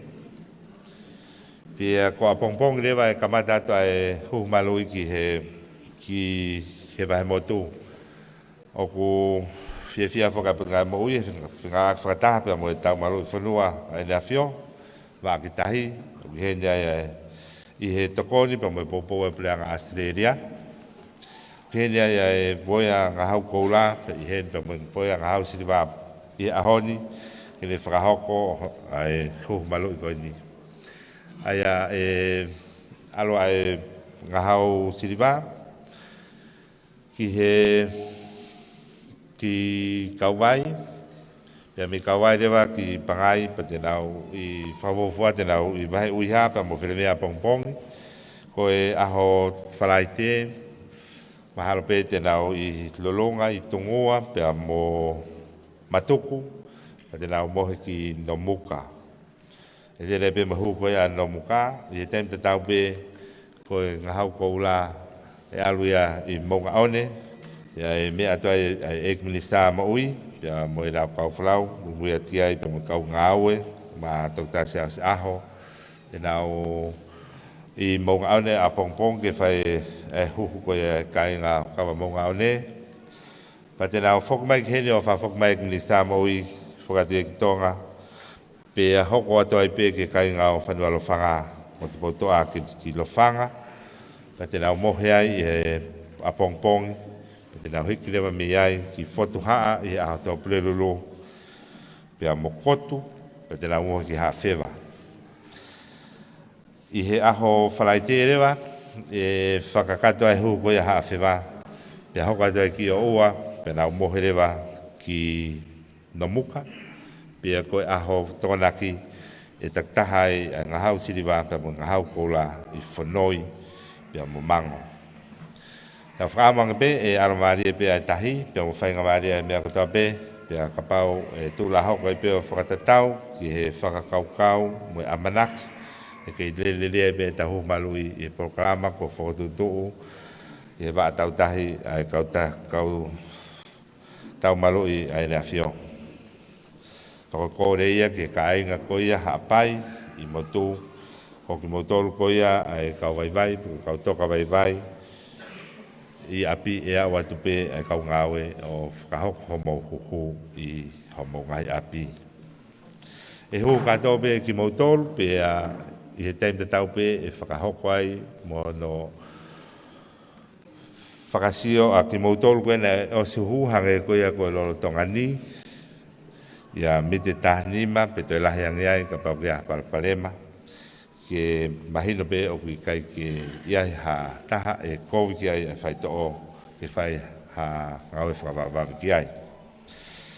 I e taimi koe ai mawahi ai koe ai kau ngawe pe me ngahi motu o koe pe whika telefoni pe mo I kāti e tuwha tu he kau ngawe ka te mautolu ka taki ka pau te ke iai ha mea e te ke ongo I he whoi taimi koe ia ke tāhanga tonu me pe ki he whika koe ia pia e whae te pe e tokoni ki a te koe I he lolotonga ko ia o I motu. Pia ka paulewa o ku whatu tamaki e mea ke au ki ai e malawa pe ke te whoke te waka o mai koe ki whalmak fuspara pe ave koe ki whalmak mai o la ki tonga tapu. E taim koe ni tau ke I tantari pe ki he taulonga ulaki kua rat kani mau pe pia ke Kada ko paspasi mai ai kaunanga kon konesi e farmak fuspara ko ofa fusilose de frahol pe mua ho mea tahine ora por Frederica lupe ului va fada fehi tuitala mala Fasi pese la tuku I manono ke fanu maringi iba akolo ke takatua alaha I heroto kai tuku lagi o fai he moto kapai na ka ape fai no ura kapai tuku ho mai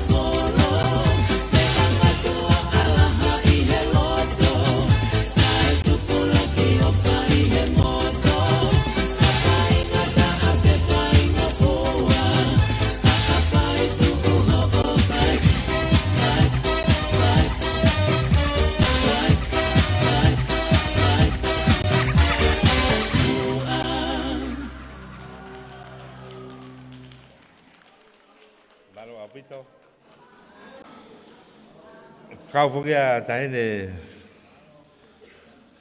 Frederica. Lupe o Luva whatawhehi la paha tuita. Ai mea ko popo i he pungai mo ui ke nau ki ngau e pe. Tak mua pia e kulista, ka ma e takitapu de koe e wakitua, ka rino lo whanoa, ka makau ne si. Ka ko kore atu ke matanga ke mo ki kātaka ki o lunga, ki whawhao mo wae, a tau hoko atu. I e lo tongani whoko koe taini mio koe e palani ki hapaini, koe Huhu Malu'i, koe hapaini e whahoko pia i he weekend pia mo wikahau. Awa sukalawa atu a tim koe a ko whalau koe a ki motu. I he taim tatau pe o kai ai time ua i hapai i Pangai e te nau kamata na huhua na toa pongpongi pe me hihifo o lele mai ai. Pea koe wika hao rewa e whakakato atu ki au atu ki he wahi whoa. Toi pe ki whai whamei te taha pa mo e kakata e pini te taha nema. Tau taitare ai ki he kasi o siwa e palapale ma koko e whahau katuia e kaunanga o ku rotonga ako ia e kolista o whahau pe mo pilo levu, pe pilo ako ia ko e tonga tamaiki. Ai whakamei te whakaosi e tahine. Pea ko e kau haapai ko ia i Pangaini, kamata ko ia tau Huhu e nofo i time taha i whetuko e whai Huhu wai ko holo wesiriana ko ia o hihifo, tonga AstraZeneca. Pea koe kau toka vai vai, pea mo ki mautoro he kai ke maula wange ki he holo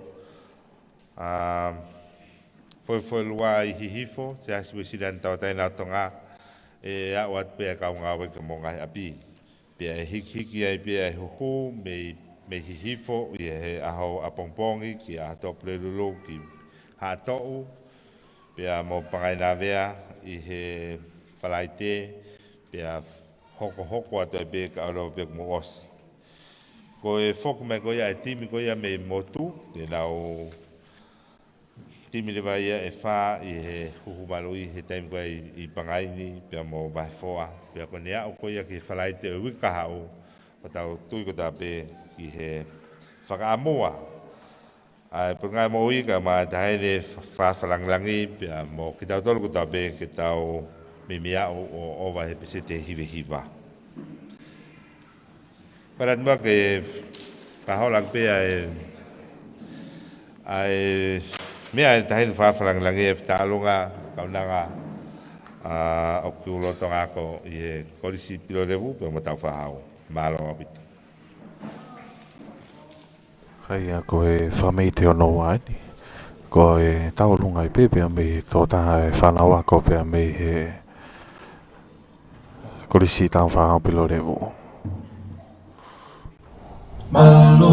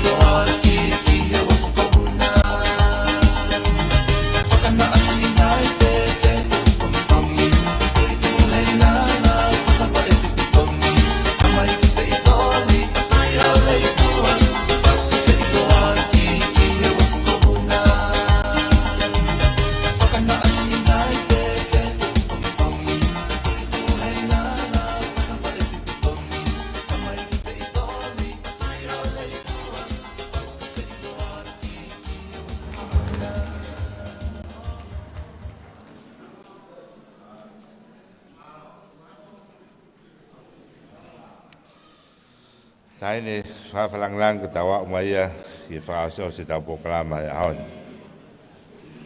Kora te mua, ki kore whi matamua koe ni, e hiri mua e whaswhawhonua. Kora te mua ke nere atu e si kau whakawhi pe ai mua ki lai ata ka mui whetuna. Whakawhi hena taktari nolo whanoa koe Pulei va ki toa Fremahaki, a Pangai Malu'i, Chief Medical Officer, Public Health, Dr. Reno of Northern Frahoko atu, area Framalo. E hiri ko ia, pe whai a te taulotu tuku, whai whakau sea, whai whakau whare matapu de lomu, pe ta hokat pe pe ki whaswa whanua, ta takatia he ifi e o tamai ki, pe ta hoko atu ki he lai ata ko ia kore ki tae ni whawhalanglangi. Aloha pitu.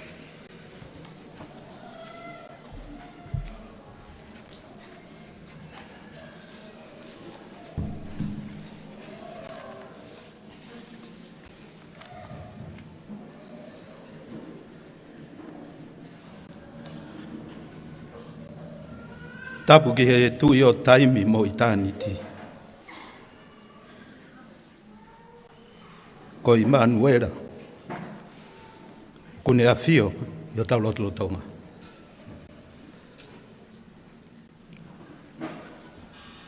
Tapu ki taine whawhalangangi o aho.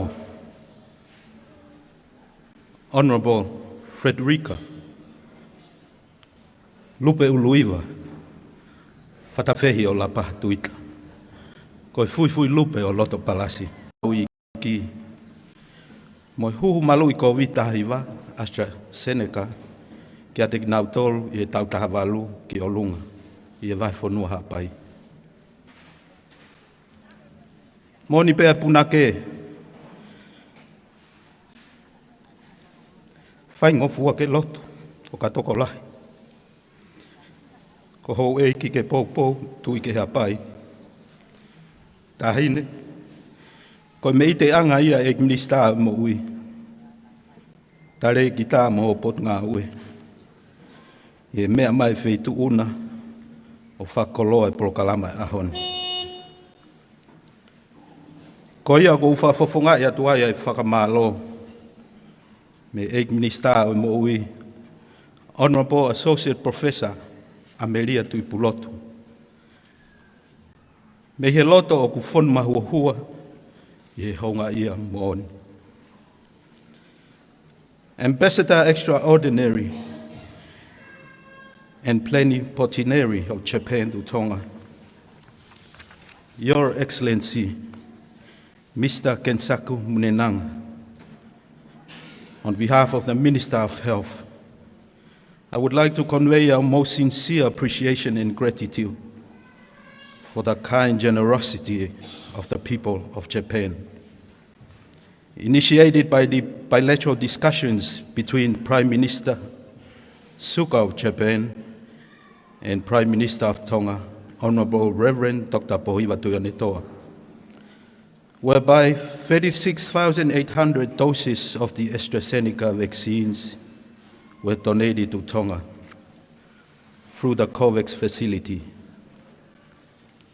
These vaccines will be beneficial to protect the people of Hawaii, Tongatapu, and the rest of Tonga from the COVID-19 pandemic.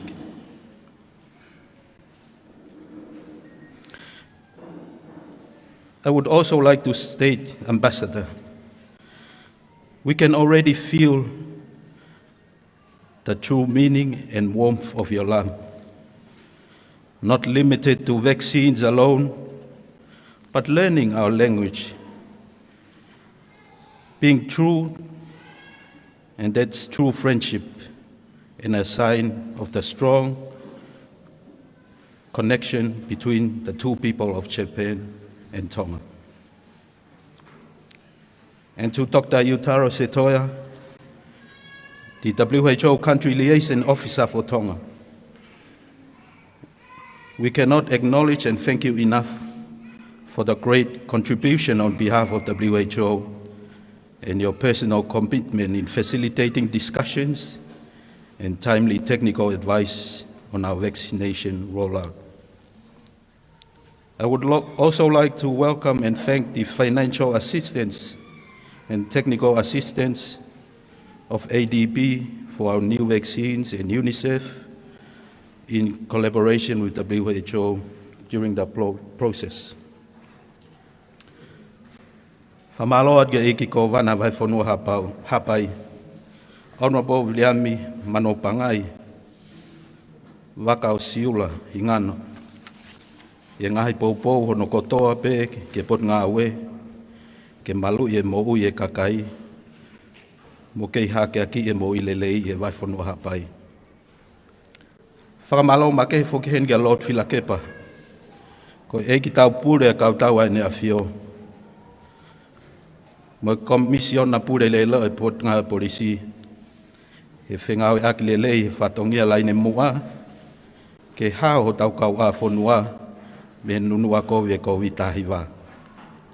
I kai ke ngata ai, ka kua tokoni mai ni pot ngā we, he whewholau aki, ke whakakato a ngā we. I hono kakato e whatongia hu Malu'i ke tukui motu kotoa pe o tuhapai. Ke tau inasta tau pe mo ki nau tolu, i e Mo'i lelei, o i kairi e kina hata. O whamalo ai kia komanda la kai, e whai whatongia, ka uma Lieutenant Commander Makaila Lasalo, me Australian Defence. I ono tokonia, ai utu e ngahi waka ke whakakato e whatongia ko ia, o whakoloa ia ke Egmista o Mo'i.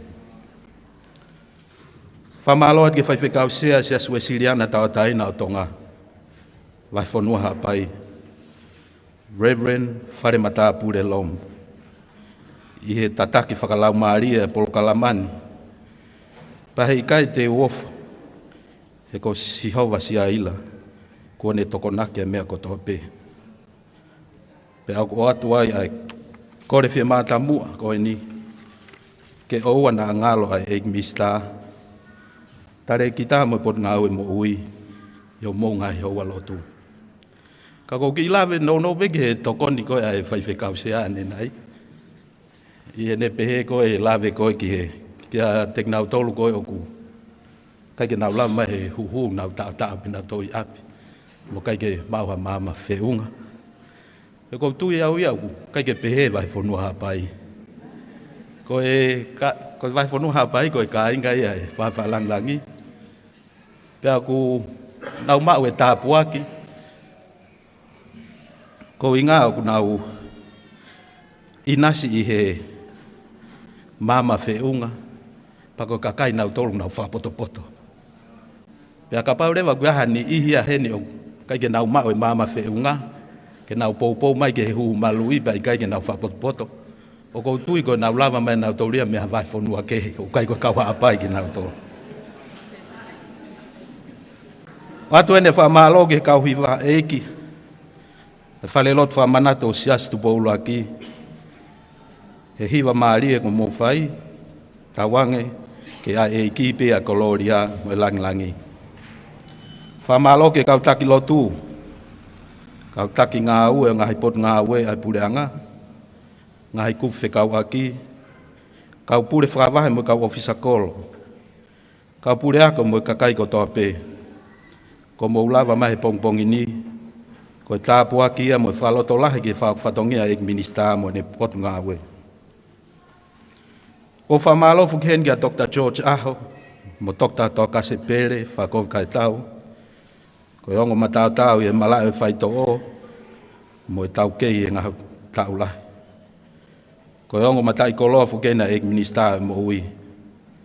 He ngāhi whakama ala pau mo mahino, Whikau aki mo Huhu Malu'i ke inase ka kai whonua. Pea tokonia ke to'o atua e ngahi tātāla mo ngahi talawhiri o mawholo he ngā luea. Ka nau whai e whiri o pau mo whapotopoto. Ke nau kau mai ke Huhu Malu'i. Ke Malu'i nau ngahi mo ui mo nau ngahi whamiri. Mu whapapau i koe kau haapai mo oni mo totonu nak mo tonu. Whamalo hat whoken ke pure koristau whahau mo pilo levu. Whai whekau te vita nau. I ono whakaata e holo Maama Mamani. Ke whakahoko e polo kalama e pongpongini. Mo e tokoni mai e kau whai ako. Pea pehe ke whanau ako. Ke pou ake whatongia ahoni. Ko whafufonga at whoke e iki minista e mo ui. Whamalo ke toke tā pure whare maha ki pirinisi fuspala. Toke tā te vita wasiwola. O kune toka ngā i whakaluku fua. Ai whakahoko whatongia pun ngā mo ui. E whoi one one. I ono tai lelei a kau ngā ue mei tonga iki. Mo ngā i whekau ak ko tō pē ko tau whai. Whatawange tau kei whetā ki nima no puke puke a visione a pun ngā ue. Ke mo ui lelei a toko taha ko tō pē. Kore ke awa te whamalo ke kau ngā ue pun ngā ue. Ko nau lava mai mei tonga eiki. I o mou mate aki mo i ofali oa. Ono whakakato e whatongia. Tahine whawhalanglang. Ko whafofonga i ato e eik minista mo ui. Ke o atu e tala monu ke wheitu una. Pea koe mau lotu ia ke i tau malingi mai ne ke lesi. O nofo ia e wheitu una. Ka uma aho whare o lau i kuonga. O Malu'i atu po. Tuau whaatu.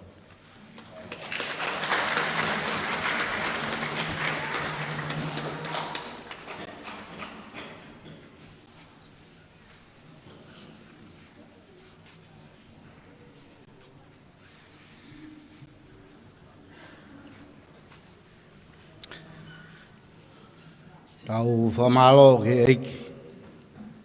I kona kua tau whai. Ako tui au pito ke mea a toki tā whanawa. Whanua poto e nia. Mea koe tahine whalangi langi.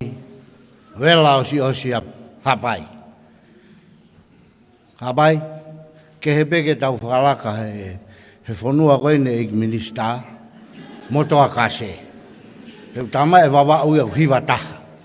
Kou tui pia uia te tau i he hiwa. Poini ni ma.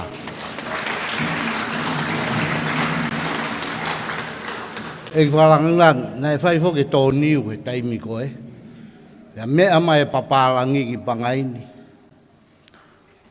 Pea tō niu e wheitu kotoa pe. Tō e fu niu. Lau mo e fute, tō. Waha e fu niu ke fu niu. Pea kai ke la vai ki kotu. Nei alo tā maki. Pea o atu pe ki kotu. Mou tō pe niu. Pea o mahno whika. Ko hika toki to tongi atu ho mou tō e niu. O omire vai whika. Pea mea hifo e papalangi. Ki he mape koe o kotu. Pea ne pehange ki he ofisa se misi whakahau. Hawange o wakai ange. Koe tō niu e nia ku whai atu e he loto tahi. Hapai. Tau whainga ke laka i wawa. Puke mai mo i whangai ka huhu moia. Ke he peke tau laka ki whanua koe ko wawa. Ke tau lotu o tua maafi o mau whakamalo atu. Toko ni maho lau maari e pake taki mau tolu whakawheta. Nima ofa e awhiona whakawhe whakalangi. Bo kamata ai Luva atu. Oi Huhu Malu'i. Kau tōke tā. Kau nesi mau whakamalo atu. E koe keresi ho tau eiko sisu kalaisi. Ala ofa e o tua koe tamai. Mwe wheo he lau maari e maoni oni. O ala ofa. Tahine whakalangi ia mo ki mau toluni o nā hiri. Whai beo ta ngata. Amen.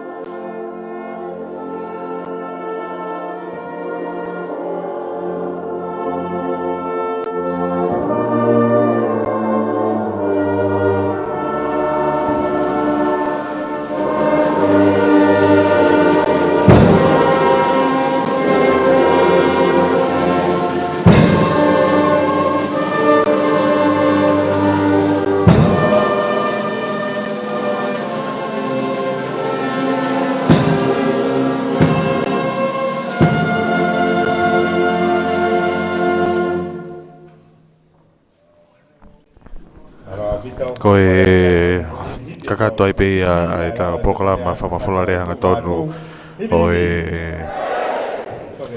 Patani. Pia me he holo ko ia Maama o Mamani o no Luva tupoia ai Huhu Malu'i ai AstraZeneca pe foki Pneumococcal pia mo e Rotavirus kai ki hono whakako ko ia programa Huhu Malu'i e kainga ko ia hapai view pea whewhawhunga e tupe ka o whawhatungia ko ia pea me he whanga wharikpako pea me hapai view i he hoatani